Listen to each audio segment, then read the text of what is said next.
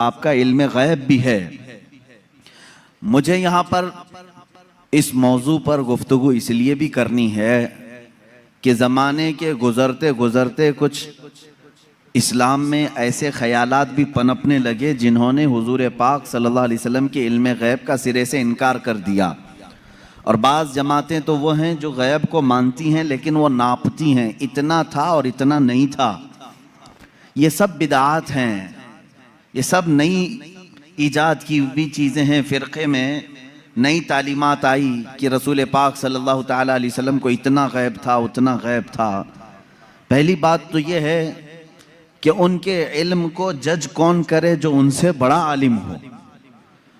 क्या कोई उम्मती अपने रसूल के इल्म को नाप सकता है?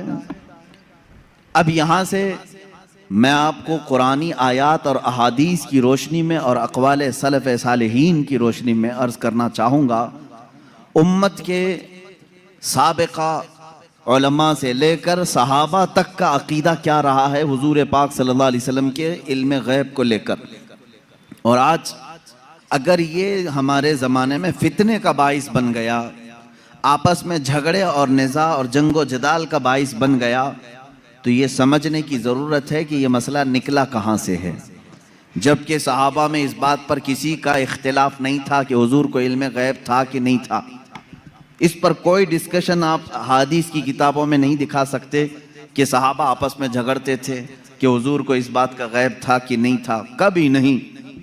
बल्कि सहाबा तो सहाबा हैं, उस ज़माने के जो मुशरिकीन थे, जो काफिर थे, उनका भी अकीदा था कि जो नबी होता है वो गैब की खबरें देता है, उनका भी अकीदा था। बात तो यही है, कई लोग आकर के हुजूर पाक सल्लल्लाहु ताला अलैहि वसल्लम से गैब की खबरें पूछते थे। अगर आप अल्लाह के नबी हैं तो फलां चीज़ बता दीजिए, अगर आप अल्लाह के नबी हैं तो फलां चीज़ बता दीजिए। तो उनका हुजूर के पास आकर के इस तरह सवाल करना, ये इस बात की दलील है कि काफिरों का भी अकीदा था कि नबी गैब की खबरें जानता है। सहाबा उसका उस तरह का अकीदा नहीं रखते थे जो आज के मुल्ला कहते हैं कि पीठ पीछे की खबर नहीं थी, दीवार के पीछे की खबर नहीं थी। वो सहाबी कहते मेरे दिल के हालात वो जानते थे, इसलिए मैं बहाना नहीं कर सका। अजीज़ा ने गिरामी वक़ार, एक दो नहीं कई बातें इस बात की शाहिद हैं और दलील हैं। अल्लाह के हबीब सल्लल्लाहु ताला अलैहि वसल्लम ने गैब की खबरें दी हैं। अब मुझे ये बताएं, नबी जो लफ्ज़ है ये किसी भी दुनिया की डिक्शनरी में जाकर उठाओ, अरबिक लफ्ज़ है ये, नबी अरबिक वर्ड है।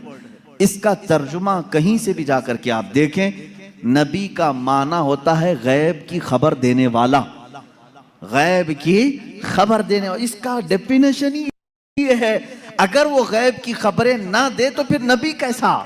वो लफ्ज़ ही उसके ऊपर सूट नहीं करेगा अगर वो गैब की खबर नहीं जानते हों। गैब की खबर से मुराद क्या है मेरे अजीजों? जो जाहिर है हम इसको कहते हैं जाहिरी खबर, और गैब में बहुत सारी चीजें आती हैं। जमीनों का इल्म, आसमानों का इल्म, तुम्हारे नसब का इल्म, तुम्हारे दिलों के अंदर छुपे हुए राजों का इल्म, तुम्हारे घरों में मौजूद खबरों का इल्म, बहुत सारी चीजें आती हैं, ये सब गैब में आती हैं। अब हजरत ईसा अलैहिस्सलाम के मुतालिक कुरान कह रहा है व उब्रिउल अकमह वल अबरस व उहिल मौता बिइज़्निल्लाह व उनब्बिउकुम बिमा ताकुलून व मा तदखिरून फी बुयूतिकुम। हज़रत ईसा अलैहिस्सलाम कहते हैं कि मैं तुम्हें वो सब चीज़ों की बात बता दूंगा, खबर दे दूंगा जो कुछ तुम अपने घरों में बैठकर खाते हो और जो कुछ तुम जमा करते हो। ये कौन कह रहा है? ईसा अलैहिस्सलाम। उनकी जुबान में कुरान बयान कर रहा है। कुरान ये कह रहा है ईसा अलैहिस्सलाम उन तमाम चीज़ों की खबर देते थे जो लोग अपने घरों में खाते हैं, जो लोग अपने घरों में जमा करते हैं।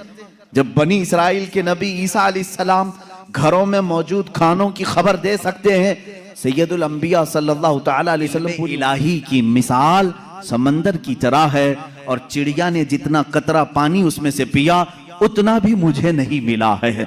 ये कौन कह रहा है? सैयदना खिज़र, बनी इसराइल के नबी, जिनके गैब की खबरें मूसा अलैहिस्सलाम को बताई गई, उतना इल्म था उनके पास जो चिड़िया समंदर के कतरे में, समंदर में से जितना पी ले।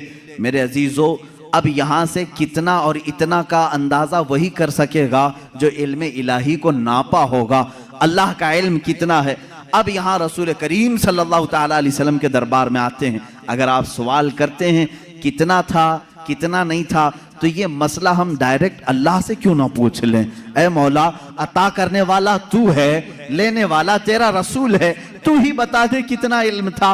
कुरान के पाक की आयत आप चौथे पारे में पढ़ें, पांचवें पारे में पढ़ें, अल्लाह रब्बुल इज्जत फरमाता है वअल्लमका मा लम तकुन तअलम व कान फज़लुल्लाहि अलैका अज़ीमा। ऐ रसूल, हमने आपको इल्म गैब कितना दिया, कितना दिया। फरमाता है मेरा मौला, ऐ रसूल, हर उस चीज का इल्म दिया जो आप पहले नहीं जानते थे। अब क्या क्या नहीं जानते थे तुम तय करो, फिर मैं बताता हूं। हर उस चीज का इल्म अल्लाह ने उन्हें दिया है। तुम अगर कहते हो रसूल ये नहीं जानते थे, तो मौला तो कह रहा है जो रसूल नहीं जानते थे मैंने दे दिया है। तुम अगर कहोगे हुजूर बचपन की खबरें नहीं जानते थे, मैं कहूंगा अल्लाह वो भी दिया है। तुम अगर कहते हो पहले की खबर नहीं जानते थे, मैं कहूंगा अल्लाह कह रहा है वो नहीं जानते थे, वो भी दिया है। तुम कहते हो क़यामत के बारे में रसूल नहीं जानते थे, अच्छा है, तुम जितने नहीं जानते थे वाले वर्ड्स लाओगे, कुरान की आयत के नीचे अल्लाह ने वही फरमाया वअल्लमका मा लम तकुन तअलम। ऐ रसूल, जो जो नहीं जानते थे सब मैंने दे दिया है, जो जो नहीं जानते थे। तुम जो भी कहोगे ये नहीं जानते थे, साफ कहो हाँ ठीक है नहीं जानते थे, लेकिन अल्लाह कह रहा है रसूल जो नहीं जानते थे वो दे दिया है। अब तेरा लफड़ा किस बात पर है, तेरा झगड़ा किस बात पर है। अल्लाह खुद कह रहा है जो नहीं जानते थे वो मैंने दे दिया। अब इस आयत ने पूरा फैसला कर दिया है। अब यहां पर आए, डिस्कस होता है तो बाज लोग ये कहते हैं कुरान की आयत है, कुरान कह रहा है वइंदहु मफातिहुल गैब ला यअलमुहा इल्ला हु। अल्लाह के पास गैब के खजानों की चाबियां हैं, कोई दूसरा नहीं जानता। एक आयत है। दूसरी आयत जो ये पढ़ करके हमें सुनाते भी हैं सल्फी और कहते हैं तुम रसूल को इल्म गैब कहते हो, कुरान कह रहा है कुल ला अक़ूलु लकुम इंदी ख़ज़ाइनुल्लाहि वला अअलमुल गैब। ऐ रसूल आप फरमा दे मेरे पास अल्लाह के खजाने नहीं और मैं गैब नहीं जानता। यह आयत में साफ है और मैं चुरा करके नहीं जाऊंगा, साफ पढ़ करके जाता हूं। जो इनके एतराजात हैं, कहते हैं कि रसूल को अल्लाह ने खुद कह दिया ऐ रसूल आप कह दे मैं गैब नहीं जानता। रसूल ने कहा उम्मत से दो चीजें ये बताते हैं, इंदहु मफातिहुल गैब ला यअलमुहा इल्ला हु। अल्लाह के पास है गैब के खजाने की कुंजियां चाबियां, कोई दूसरा नहीं जानता। दो आयतें, एक तीसरी आयत और भी पढ़ते हैं और ये कहते हैं इन्नल्लाह इंदहु इल्मुस्साअति व युनज़्ज़िलुल गैथ व यअलमु मा फिल अरहाम व मा तदरी नफ्सुम माज़ा तक्सिबु गदा व मा तदरी नफ्सुम बिअय्यि अर्दिन तमूत। बेशक अल्लाह के पास 5 चीजों का इल्म है, उसको कोई दूसरा नहीं जानता। क़यामत कब आएगी, बारिश कब आएगी, माँ के पेट में क्या है, यअलमु मा फिल अरहाम व मा तदरी, और कोई आदमी ये नहीं जानता कि कल क्या होगा। 5वीं चीज है कोई ये नहीं जानता कि किस जमीन में मरेगा। 21वें पारे की आयत है, अल्लाह फरमा रहे 5 चीजों का इल्म अल्लाह ही के पास है। मेरे अजीजों, ये सवालात के बौछार हैं जो एक सीधे साधे भोले भाले सुन्नी जंगे बद्र में आए हुए और भी जंगे बद्र ही से मुतालिक बड़ी नफीस बात है, हदीस है। जंगे बद्र में जो कुफार और मुशरिकीन आए थे, इसमें कई गैब छुपे हुए हैं, कई गैब जिनकी खबरें हुजूर सल्लल्लाहु अलैहि वसल्लम ने दी। खत्म हुई, इसमें काफिरों को भारी नुकसान हुआ था, बड़ा नुकसान हुआ था। ये तो मालूम है कि सिर्फ 14 सहाबा की वफात हुई, शहादत हुई, बाकी 70 उनके मारे गए, 70 कैदी बनाए गए, पूरा माल वो छोड़ के भागे थे। जो 1000 की तादाद में आए थे और इधर 313 ही थे। उसके बाद वो इसी गम में पेचो खम खा रहे थे, गलता पेचा थे। मक्का के लोग यानी हसद में जल रहे थे।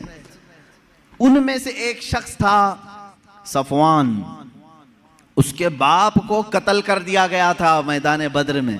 उमैया बाप मार दिया गया। जब लोग जाकर के वाकयात सुना रहे थे, वो बहुत मालदार आदमी था सफवान, बहुत गम में आ गया कि मेरे बाप इतने बड़े आदमी सरदार कुरैश को मोहम्मद के साथियों ने कत्ल कर दिया।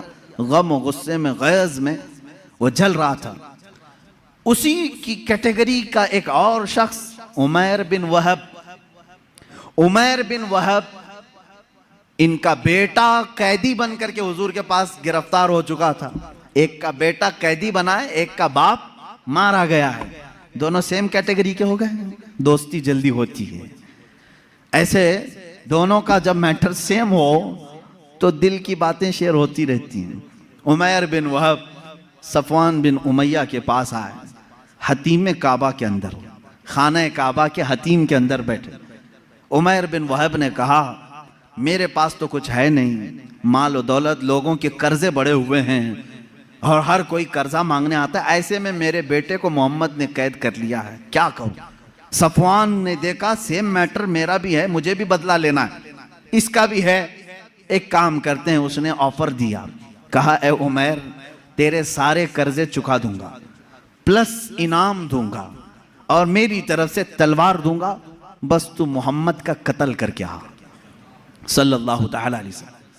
दोनों खुफिया मीटिंग करते हैं खाने काबा की हतीम में बैठकर, और उसके बाद सफवान ने अपनी तलवार को जहर में बुझाकर आग में तपा करके कि किसी को थोड़ा जख्म भी दे दिया जाए, आपने ये पत्तों को इनकी कब्रों पर रखा, यहीं से फूल चढ़ाने का सबूत भी हमें मिलता है। हुजूर पाक सल्लल्लाहु तआला अलैहि वसल्लम ने हरी भरी टहनियां लगाई। हुजूर अकरम सल्लल्लाहु तआला अलैहि वसल्लम फरमाते हैं, मैं गुजर रहा था, मैंने देखा इन दोनों कब्रों पर अजाब हो रहा है, इन दोनों कब्रों पर अजाब हो रहा है। और दोनों को अजाब किस वजह से हो रहा है ये भी मेरे आका ने फरमाया।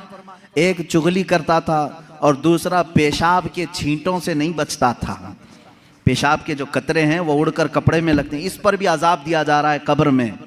हुजूर अकरम सल्लल्लाहु तआला, इसीलिए किसी भी मोमिन को ये ज़ेब नहीं देता कि वो खड़े होकर के पेशाब करे और छींटे अपने बदन पर उछाले, ये मुसलमान को ज़ेब नहीं देता, वरना वो कब्र में अजाब में गिरफ्तार होगा।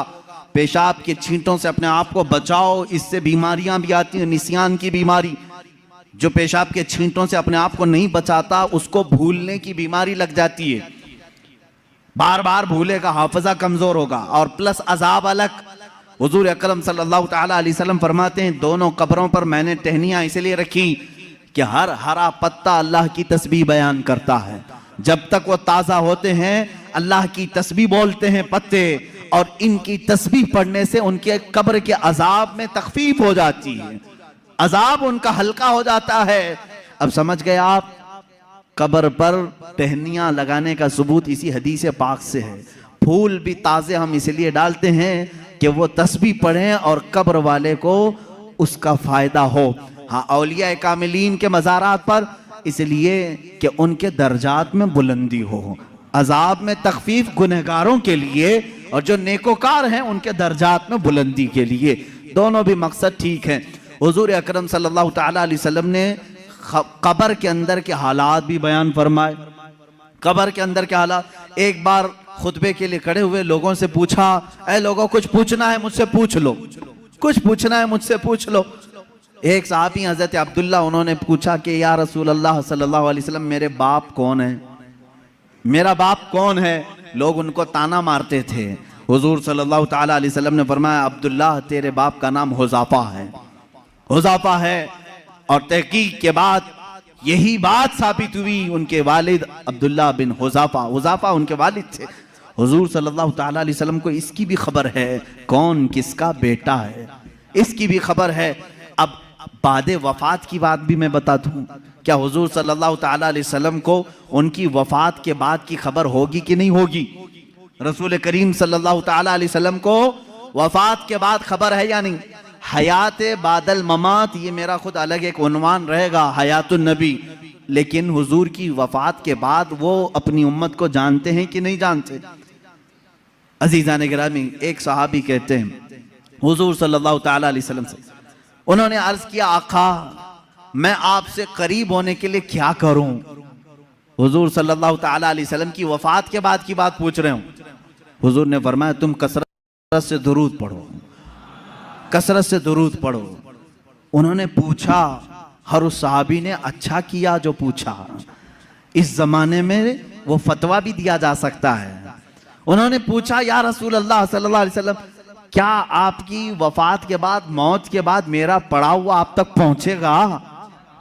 यही तो सवाल है दूसरों का। और उन्होंने सुन्नियों का बोझ भी हल्का किया, कोई शक में ना रहे। हुजूर पाक सल्लल्लाहु अलैहि वसल्लम ने जवाब में भी इतना ही नहीं फरमाया पहुंचेगा, बल्कि यूं फरमाया सहाबी को, वो और लोग हैं जिनके मरने के बाद हड्डियां गल जाती हैं, जिस्म सड़ जाता है। इन्नल्लाह हर्रम अलल अर्दि अन तअकुल अजसादल अंबिया फनबियुल्लाहि हय्युन युरज़क़। अल्लाह के नबी फरमाते हैं, हदीस है, बेशक अल्लाह ने जमीन को हराम कर दिया है, वो नबियों